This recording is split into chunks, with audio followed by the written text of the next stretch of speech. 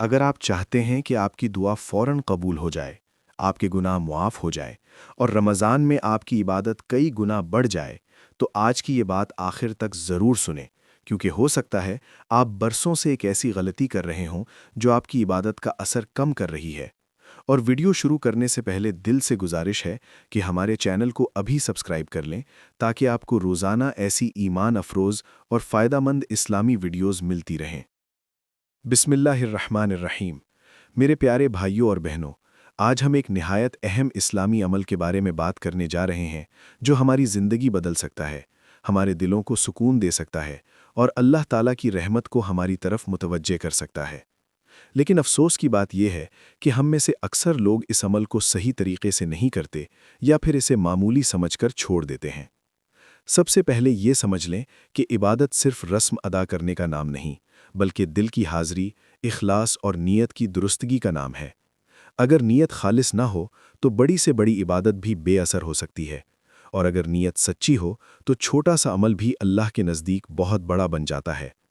हमारी सबसे बड़ी कमज़ोरी ये है कि हम इबादत तो करते हैं, लेकिन दिल दुनिया में लगा होता है।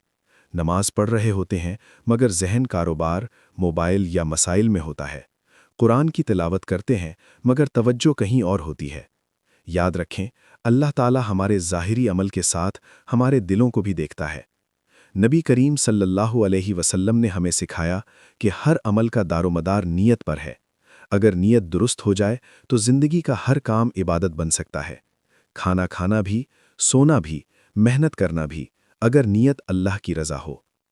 आज मैं आपको एक आसान सा अमल बताता हूँ जो आपकी ज़िंदगी बदल सकता है। हर नमाज के बाद 3 चीज़ों को अपना मामूल बना लें।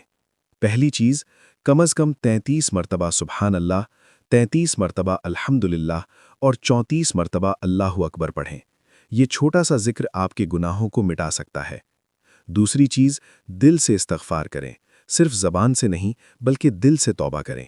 कहें, या अल्लाह, मुझसे जो भी गलतियाँ हुईं इन्हें मुआफ़ फरमा दे। तीसरी चीज़, 1 मिनट खामोश बैठकर अल्लाह से अपनी ज़रूरत मांगे। यकीन के साथ मांगें, क्योंकि अल्लाह अपने बंदे को खाली नहीं लौटाता। लेकिन याद रखें, सबसे अहम चीज़ तसलसल है। एक दिन करें और फिर छोड़ दें तो फ़ायदा कम होगा। रोज़ाना करेंगे तो दिल नर्म होगा, आंखों में आंसू आएंगे और अल्लाह की रहमत आप पर नाजिल होगी। हमारी ज़िंदगी में परेशानियां क्यों बढ़ती जा रही हैं?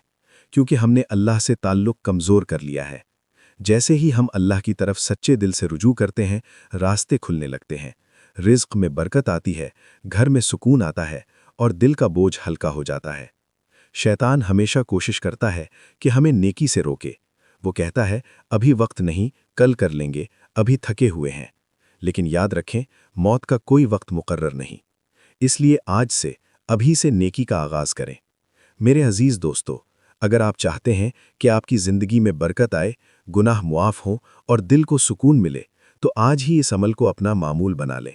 और अगर आपको ऐसी ईमान ताज़ा करने वाली वीडियोस पसंद हैं, तो हमारे चैनल को सब्सक्राइब करें, वीडियो को लाइक करें और शेयर करें, ताकि ये पैगाम ज़्यादा से ज़्यादा लोगों तक पहुँच सके। अल्लाह ताला हम सबको इखलास के साथ इबादत करने की तौफ़ीक़ अता फ़रमाए, हमारे गुनाहों को मुआफ़ फ़रमाए और हमें सीधे रास्ते पर कायम रखे। आमीन या रब्बुल आलमीन।